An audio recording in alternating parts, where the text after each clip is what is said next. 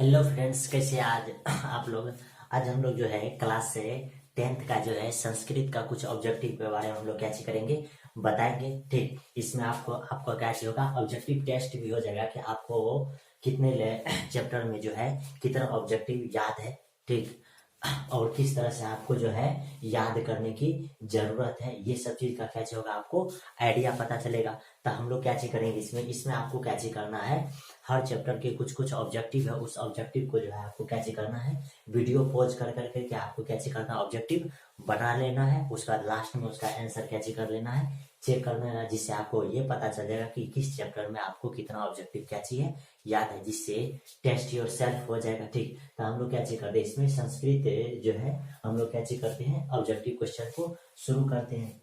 इसमें जैसे ही हम लोग ऑब्जेक्टिव अगर क्वेश्चन को शुरू करते हैं तो इसमें पहला चैप्टर का ऑब्जेक्टिव, उसका दूसरा चैप्टर, तीसरा चैप्टर, इस तरह से जो है सारा चैप्टर का ऑब्जेक्टिव इसमें क्या किया गया है, पूछा गया है। ठीक, तो ये सारा ऑब्जेक्टिव को आपको कैसे करना है, देखते जाना है और आपको जो है चेक भी करते जाना। जैसे आपको पहला क्वेश्चन यहाँ दिख रहा होगा कि मंगलम पाठ का प्रथम मंत्र, मंगलम पाठ का प्रथम मंत्र जो है, प्रथम मंत्र जो है किस उपनिषद से लिया गया है। तो इसके लिए अगर आपको देखना है तो ये आपके पास कौन सा क्वेश्चन है, पहला क्वेश्चन है, यानी ये किस उपनिषद से लिया गया है। तो पहला दिया है कठोपनिषद से, उसके बाद है मुक्तोपनिषद से, उसका क्या चीज है ईशावास्योपनिषद से, उसका क्या चीज है श्वेत रूप निषद से दिया हुआ है। तो इसमें जो इसका आंसर हो जाएगा तो पहला हो जाएगा ईशावला। उसका ध्यान से देखिए, दूसरा क्वेश्चन कह रहा है कि मंगलम पाठ में कैसे मंत्र संकलित है, मंगलम पाठ में जो है कैसे मंत्र संकलित है। एक नंबर का ऑब्जेक्टिव है गदात्मक, दूसरा है पदात्मक, उसका बाद गदात्मक और पदात्मक दोनों, उसका क्या चीज है तुकात्मक। तो इसका जो आंसर हो जाएगा इसमें क्या चीज है पदात्मक वाला हो जाएगा, क्या चीज हो जाएगा पदात्मक वाला। उसके बाद आपके पास तीसरा ऑब्जेक्टिव जो है क्या चीज है, मंगलम पाठ है रचनाकार को आसित, यानी कि मंगलम पाठ को कौन इसका रचना किया है, चाणक्य या भवभूति या महर्षि वेदव्यास या महर्षि वाल्मीकि। तो इसका जो रचना किया था कौन सा किया था, महर्षि वेदव्यास किया था। कौन किया था, महर्षि वेदव्यास किया था इसका रचना। ठीक, उसके बाद ध्यान से देखिए चौथा क्वेश्चन क्या सिखा रहा है, चौथा क्वेश्चन कह रहा है कि यह संपूर्ण संसार किसके द्वारा अनुशासित है। संपूर्ण संसार जो है किसके द्वारा क्या चीज है अनुशासित है। तो पहला कह रहा है आत्मा के द्वारा, दूसरा कह रहा है परमात्मा के द्वारा, उसके बाद आपके पास क्या चीज है तीसरा है साहित्य के द्वारा, उसके बाद कार्य में से कोई नहीं। तो यानी कि यह संपूर्ण संसार किसके द्वारा अनुशासित है, तो ये किसके द्वारा अनुशासित है, परमात्मा के द्वारा। किसके द्वारा, ये है परमात्मा के द्वारा। ठीक, ये किसके द्वारा अनुशासित है, परमात्मा के द्वारा। उसके बाद आप ध्यान से देखिए पांचवा क्वेश्चन आपके पास कैसे दिया है, कह रहे कि उपनिषद कस्य महिमा प्रधानतया ज्ञेयते, क्या चीज है प्रधानतया ज्ञेयते। इस चीज को आपको अगर देखना है तो इसमें क्या चीज हो जाएगा, ये क्या चीज कह रहा है, इसमें जो क्वेश्चन है उपनिषद कस्य महिमा प्रधानता ज्ञेयते, ये यानी कि स्व विशेष, उसका बाद है परम पुरुषेश, उसका बाद देव पुरुषेश, उसका बाद क्या चाहिए परम पुरुषेश। तो इसका जो आंसर हो जाएगा क्या चीज हो जाएगा परम पुरुषेश। ठीक, उसके बाद ध्यान से देखिए 6 नंबर क्वेश्चन क्या चीज कह रहा मंगलम पाठे कति मंत्र संकलित शांति, यानी कि इसमें कितना मंत्र संकलित है, चतुवारा सप्तम पंच या अष्टम, इसमें कितना मंत्र संकलित है। तो इसका जो आंसर हो जाएगा क्या चीज है, ये पंच है। इसमें कितना मंत्र है, 5 मंत्र है। उसके बाद ध्यान से देखिए 7 नंबर क्वेश्चन कह रहा है सतमेव जयते किस उपनिषद का मूल मंत्र है। पहला है ईशावास्योपनिषद, उसका क्या चीज है वृद्धापनिषद, उसका क्या चीज है मुंडोपनिषद, उसका है कठोपनिषद। से इसका आंसर क्या चीज हो जाएगा इसमें से, तो इसका आंसर जो हो जाएगा इसमें से क्या चीज हो जाएगा, ये मुंडोपनिषद से क्या चीज किया गया है, ये मूल मंत्र है उसका। उसका क्या चीज है हिरण्यन पात्रेन डैश दृश्य, यह मंत्र किस उपनिषद से क्या चीज किया गया है उद्धृत है, हिरण्यन पात्रे। आगे ऑप्शन में दिया हुआ ईशावास्योपनिषद, उसका है मुंडोपनिषद, उसका क्या चीज है कठोपनिषद, उसका क्या चीज है श्वेताप्रोपनिषद। तो इसका जो आंसर हो जाएगा आपके पास कौन सा आंसर हो जाएगा, तो इसका पहला नंबर का आंसर हो जाएगा क्या चीज हो जाएगा ईशावास्योपनिषद से ये क्या चीज है संकलित है। ठीक, उसके बाद इसका आगे का क्या चीज हो जाएगा आंसर, करें कि मंगलम पाठ में कुल कितने मंत्र है, मंगलम पाठ में कुल कितने मंत्र है। पहला ऑप्शन में दिया हुआ 5, उसका दूसरा दिया हुआ 3, उसका तीसरा दिया हुआ है 4, उसका छठा क्या चीज चौथा ऑप्शन क्या चीज दिया हुआ है आपके पास, चौथा ऑप्शन दिया हुआ आपके पास कितने 6 दिया हुआ है। तो इसका जो आंसर हो जाएगा, तो इसमें आपको बताया है कि कितने मंत्र है, 5 मंत्र है। उसके बाद क्या चाहिए, जंतो गुहाम्यम क निश्चित, ये यानी कि जंतु गुहा में क निश्चित यानी इसका पहला ऑप्शन है क्या चीज तत्वम, उसका बाद है शरीरम, उसका देवम, उसका बाद क्या चीज है राक्षसम, क्या चीज है राक्षसम। तो इसका जो आंसर हो जाएगा आपके पास क्या चीज हो जाएगा तत्वम हो जाएगा, क्या चीज हो जाएगा तत्वम। आगे 11 नंबर क्वेश्चन क्या चीज कह रहा कि सत्य का मुख किस पात्र से ढका हुआ है। आगे कह रहा है हिरण्मय पात्र से, दूसरा कह रहा है रजतमय पात्र से, आगे कह रहा है क्या चीज मृण्मय पात्र से, आगे क्या चीज है तम्र पात्र से। इसका आंसर हो जाएगा 11 नंबर का क्या चीज हिरण्मय पात्र से, यानी कि सत्य का मुख किससे ढका हुआ है हिरण्मय पात्र से ढका हुआ। उसके बाद 12 नंबर क्वेश्चन क्या चीज है, 12 नंबर क्वेश्चन है कि महतो मह्यम क, ये क्या चीज तोम है या ब्रह्म है या देवम है या राक्षसम है, यानी कि ये भी क्वेश्चन क्या चाहिए आपको रिपीट है। तो ये क्या चाहिए होगा ब्राह्मण है, यानी कि महतो महिमा क्या चाहिए ब्राह्मण है। उसके बाद देखिए 13 नंबर क्वेश्चन क्या चाहिए है, कह कि अनो अनियन क, ये क्या चीज है तोम है या राक्षसम या देवम या क्या चीज है ब्रह्म है, यानी कि ये इस तरह के क्वेश्चन कितने बार रिपीट हुआ है। ठीक, तो इसका जो आंसर हो जाएगा क्या चीज हो जाएगा ब्रह्म, यानी कि ये दोनों का आंसर क्या चीज है सेम है। उसके बाद ध्यान से देखिए आप लोग,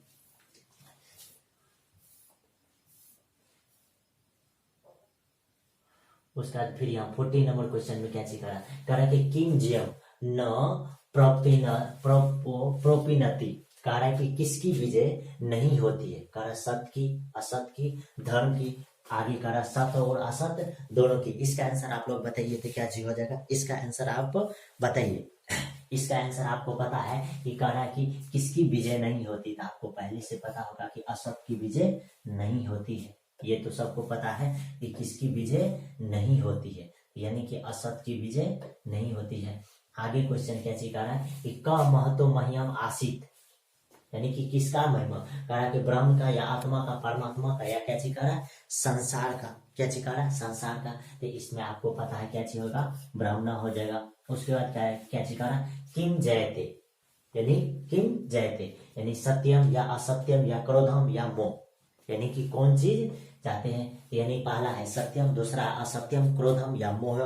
तो इसका आंसर आपको क्या हो जाएगा सत्य, यानी किम जायते सत्य। ठीक, उसके बाद देखिए आपके पास 7 नंबर क्वेश्चन कह रहा कि डैश से सत्य स्थापित पिहितम सुखम, कह रहा कि हिरण्मय पात्रन या पात्रन से या हरण से या हिरण मैन से या क्या चीज है हिरण मैन से। तो 17 का आपको ऑब्जेक्टिव का क्या चीज आंसर हो जाएगा, पहला आंसर हो जाएगा हिरणमैन पात्रन, क्या चीज हो जाएगा हिरणमैन पात्रन। उसके बाद आपके पास जो है ये 18 नंबर क्वेश्चन है, कर कि डैश से नामनिरितम, यानी कि असतमेव या असतमेव जायते या सतमेव जायते या जायते। तो इसका जो आंसर हो जाएगा आपके पास क्या चीज हो जाएगा डैश से नामनिरितम, इसका आंसर हो जाएगा क्या चीज सतमेव जायते, ये हो जाएगा। उसके बाद ध्यान से देखिए 19 नंबर क्वेश्चन करा कि पथा डैश से अस्य अस अस्य ना अस द नाम समुद्र, यानी कि विवाह या समुद्र या नद या क्या चीज है नद है या क्या चीज है नद है। ठीक, 19 नंबर क्वेश्चन क्या चीज है नद है, यानी कि इसका जो आंसर हो जाएगा कह रहा है कि पथा असंद मन समुद्र, इसका आंसर क्या चीज हो जाएगा नदिया। ठीक, आगे क्या चीज करा 20 नंबर का कह रहा कि सतमें विदेश से मृत्यु में थी, यानी कि विदितवा या आत्मा या मृत्यु या क्या चीज है विदित है, क्या चीज है विदित है। तो इसके लिए जो अगर आपको आंसर हो जाएगा तो क्या चीज हो जाएगा विदितवा के लिए। आगे 21 नंबर क्वेश्चन करा कि ब्रह्मण मुखम केन आच्छादितम अस्ति, आच्छादितम अस्ति, यानी पात्रे या सबो सरोवरे या समुद्रे या क्या चीज है तडांगे। तो इस यानी कि क्या चीज है तडागे। तो इसके लिए अगर आपको देखना है तो इसके लिए आंसर क्या चीज हो जाएगा पात्रेन। सत्य का जब भी आपको ब्रह्म मुखम केन आच्छादितम आस्ति हो जाएगा तो ये क्या चीज है पात्रेन के लिए। आगे कह रहा है कि मंगलम पाठ कहाँ से संकलित है, वेद से या पुराण से या उपनिषद से या वेदांग से, या किससे है, वेदांग से। तो इसका आंसर आपको पता होगा कि ये किससे संकलित है, ये उपनिषद से संकलित है। उसके बाद क्या चीज कह रहा कि अरोनियम, क्या चीज, अरोनियम महतो, अरोनियम नियन महतो देश महिमा मातम मंत्र किस उपनिषद से क्या चीज कह रहा है, संग्रहित है। कठोपनिषद से या यानी मुंडोपनिषद से, कठोपनिषद से या श्वेतापनिषद से या ईशावास्योपनिषद से। तो यानी ये किससे संकलित है। तो इसके लिए अगर आपको पता होगा तो ये आपको पता होगा कि ये किससे संकलित है, कठोपनिषद से संकलित है। आगे कह रहा है कि नदियां नाम और रूप को छोड़कर किसमें मिलती है, यानी कि नदियां नाम और रूप को छोड़कर, यानी कि ये नाम और रूप को छोड़कर किसमें मिलती है, समुद्र में या मानसरोवर में या तालाब में या किसमें, झील में। तो इसके लिए अगर आपको आंसर देखना है तो ये किस में मिल जाती है, समुद्र में मिल जाती है। किस में मिल जाती है, समुद्र में।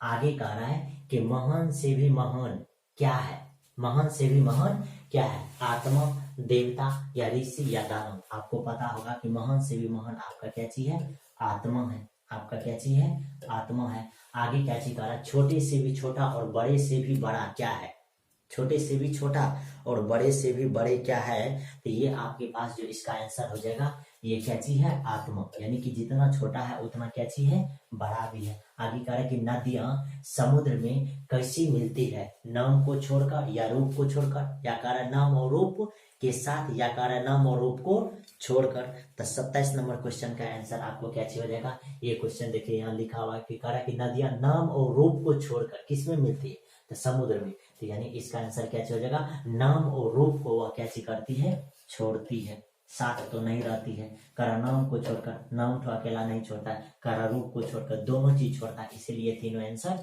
नहीं होगा। आपके पास क्या हो जाएगा, ये आंसर हो जाएगा। तो ये आपके पास कितना ऑब्जेक्टिव हो गया, 27 ऑब्जेक्टिव हो गया। उसके बाद देखिए इसका आगे का,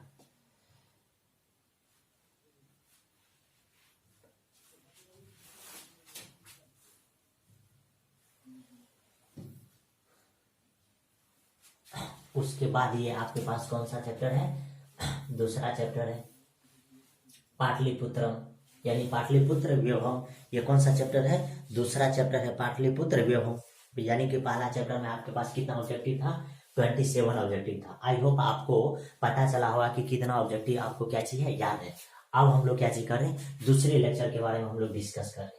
दूसरे लेक्चर में क्या चाहिए, पाटलिपुत्र व्यवम, यानी कि दूसरा चैप्टर है संस्कृत का। इसमें पहला क्वेश्चन जो आपके पास दिया हुआ है, क्या दिया हुआ है, कह रहा है कि किसके काल में पाटलिपुत्र की रक्षा व्यवस्था उत्कृष्ट थी।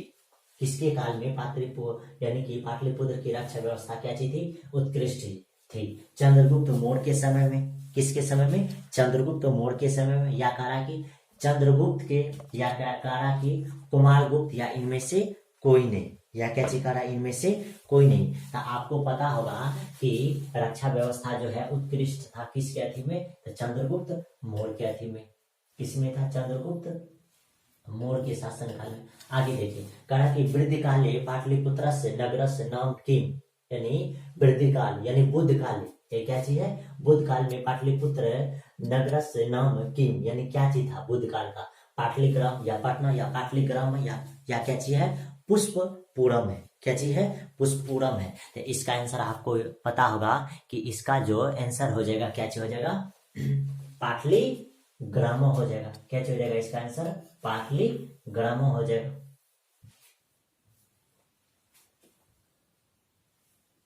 क्या चीज हो जाएगा, पाटलिग्राम आंसर हो जाएगा इसका। उसके बाद यहां से देखिए अगला क्वेश्चन क्या चीज कि पटना में गंगा नदी पर कौन सी सेतु है, कह रहा कि राजेंद्र सेतु या धनुष सेतु या गांधी सेतु या क्या चीज है, जगजीवन सेतु। आप बताइए इसमें इसका आंसर आपके पास क्या चीज हो जाएगा, तो सी, यानी कि 3 नंबर के क्वेश्चन का आंसर क्या चीज हो जाएगा, सी नंबर, यानी कि गांधी सेतु। यानी कि पटना में गंगा नदी पर कौन सा सेतु बना हुआ है, तो गांधी सेतु बना हुआ है। क्या चीज बना हुआ है, गांधी सेतु। आगे कह रहा है 4 नंबर के क्वेश्चन में, कह रहा कि नगरस से पालिका देवी क आसित, नगरस से पालिका देवी क आसित,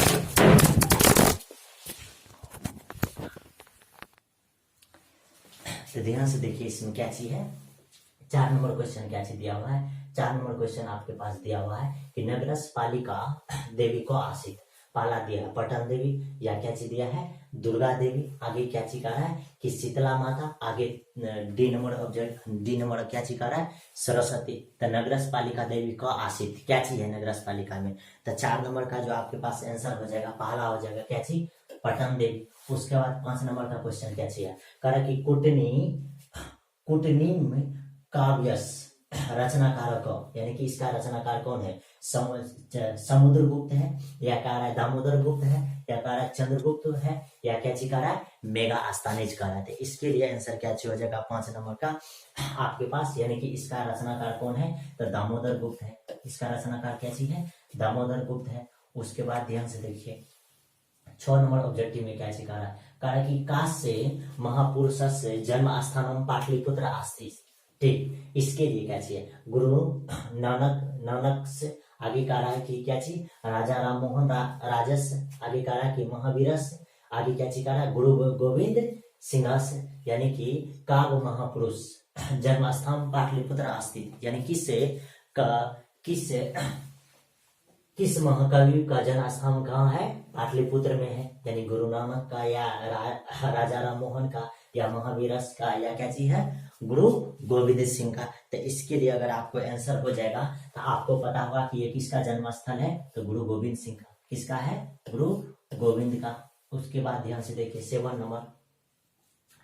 नंबर में क्या चीज आ रहा है, सिखों के 10वें गुरु कौन थे, ये आपको पता होगा। सिखों के 10वें गुरु कौन थे, पहला आपके पास ऑप्शन में ऑब्जेक्टिव है, ऑप्शन है गुरु नानक, दूसरा है गुरु तेग बहादुर, उसके बाद C number objective, C number क्या चीज दिया है ऑप्शन गुरु गोविंद सिंह, उसका डी नंबर क्या चीज रहा है गुरु रामदास। ये बताइए कि यानी कि सिखों के 10वें गुरु का क्या नाम था, तो इसका आंसर हो जाएगा आपके पास क्या चीज गुरु गोविंद सिंह। आपको पता होगा कि सिख के 10वें गुरु कौन थे तो गुरु गोविंद सिंह। उसके बाद 8 नंबर ऑब्जेक्टिव क्या चाहिए, कह रहा कि पाटलिपुत्र से किस प्रांत की राजधानी थी, ये किस प्रांत की क्या चीज थी राजधानी थी, कह रहा कि बिहार की, या कह रहा केरल की, या झारखंड की, या पश्चिम बंगाल की। आपको पता होगा कि पाटलिपुत्र जो है ये किसका हो जाएगा, ये ए नंबर ऑब्जेक्टिव के है, यानी कि इसका हो जाएगा आंसर क्या चीज बिहार का ये राजधानी है। उसके बाद जो है 9 नंबर में क्या चीज कह रहा है, 9 नंबर में कह रहा है कि दामोदर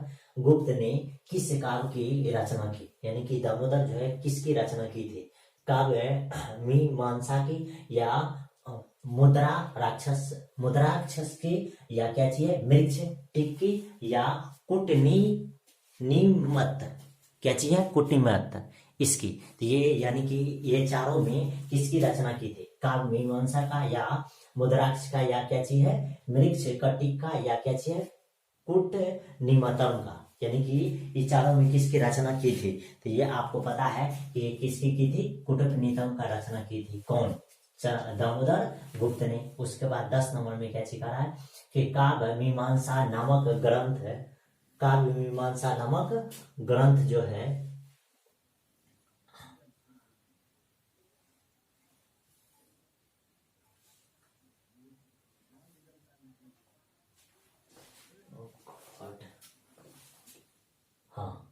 ध्यान से देखिए क्या चीज है कि काव्य मीमांसा नामक ग्रंथ का अलिखित, यानी कि कौन नहीं लिखा था, राजेशक, आगे का दामोदर गुप्त, सी नंबर ऑब्जेक्ट का क्या चीज है चंद्रगुप्त, या डी नंबर में क्या चीज है मेगा आस्थानिज, क्या चीज है मेगा आस्थानिज।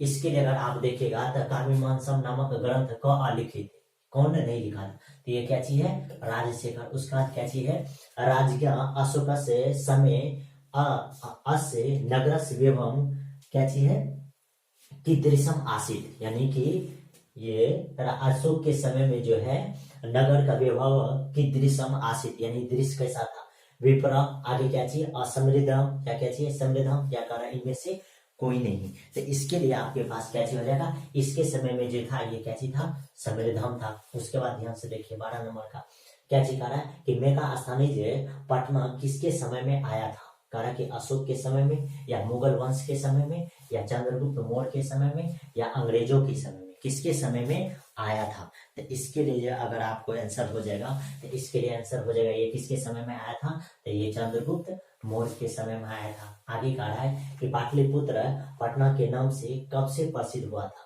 कह रहा मुगल वंश के समय से, या गुप्त वंश के समय में, या मध्यकाल में, या क्या चीज कह रहा अंग्रेजों के शासन काल में। यानी कि ये किस समय प्रसिद्ध हुआ था, ये किस समय क्या चीज था, प्रसिद्ध था। 13 नंबर क्वेश्चन का आंसर क्या चीज हो जाएगा आपके पास, तो 13 नंबर का आंसर हो जाएगा ये किस काल से प्रसिद्ध था, ये मध्यकाल से प्रसिद्ध था।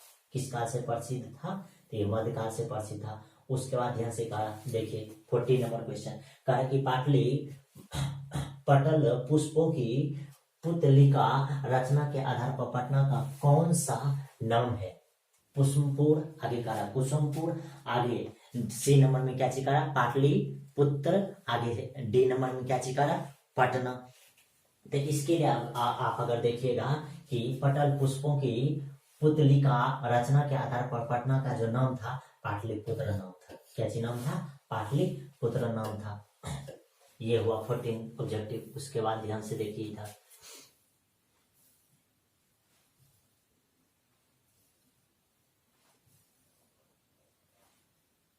हाँ उसका ध्यान से देखिए। पहला ऑब्जेक्टिव आपके पास क्या सिखा रहा है, कह रहा है कि पटना का इतिहास कितना पुराना है। पटना का इतिहास कितना पुराना है। आगे कह रहा 2500 वर्ष, बी नंबर में कह रहा है 2000 वर्ष, उसके बाद कह रहा 1500 वर्ष, उसका डी नंबर में क्या सिखा रहा 100 वर्ष। तो इसके लिए आपको पता होगा कि पटना का जो इतिहास है कितना वर्ष पुराना है, तो ये 2000 वर्ष पुराना है। आगे कह रहा है कि यूनान का राजदूत कौन था, फैयान या वेनसांग या क्या चीज है मेगास्थानिक या क्या चीज है इतिसिंग।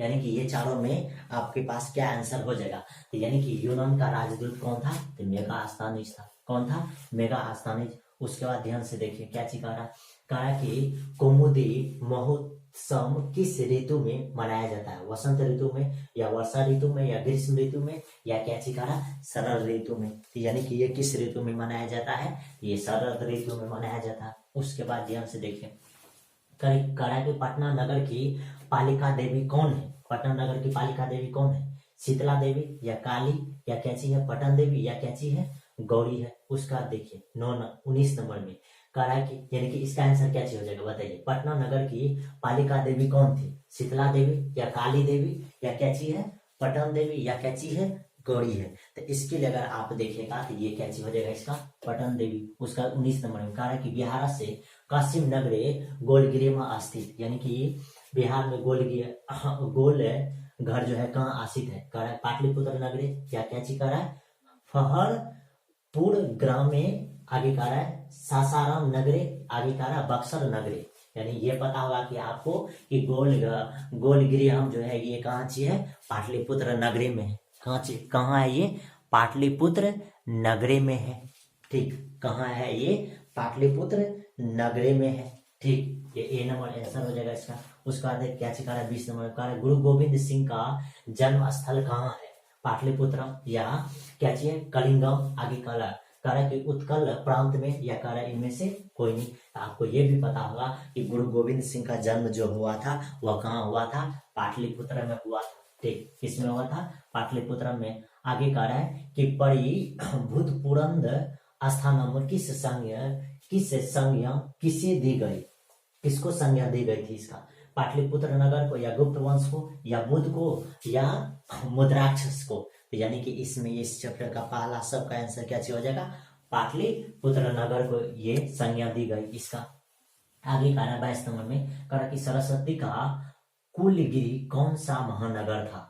सरस्वती का कुलगिरी कौन सा महानगर था, भागलपुर या नालंदा या पाटलिपुत्र या क्या चीज है दरभंगा है। तो इसका आंसर आपके पास क्या चीज हो जाएगा पटना ही। यानी कि सरस्वती का कुलगिरी कौन सा महानगर था, ये क्या चीज था पटना था। आगे कह रहा कि पाटलिपुत्र नगरी प्रसिद्ध देश आसित, तो यानी कि इसमें क्या चीज प्रसिद्ध है, आपको पता है कि क्या चीज है गोलगिरी हम क्या चीज है प्रसिद्ध है। आगे कह रहा है कि कौमुद मिहि महोत्सव देश आसित प्रचलित, क्या चीज है मौर्य शासन काले में, क्या क्या चीज कह रहा या अंग शासन काले में। आगे कह रहा गुप्त शासन काले में या अशोक के शासन काल में, किसमें है ये बताइए इसमें क्या चीज हो जाएगा आंसर।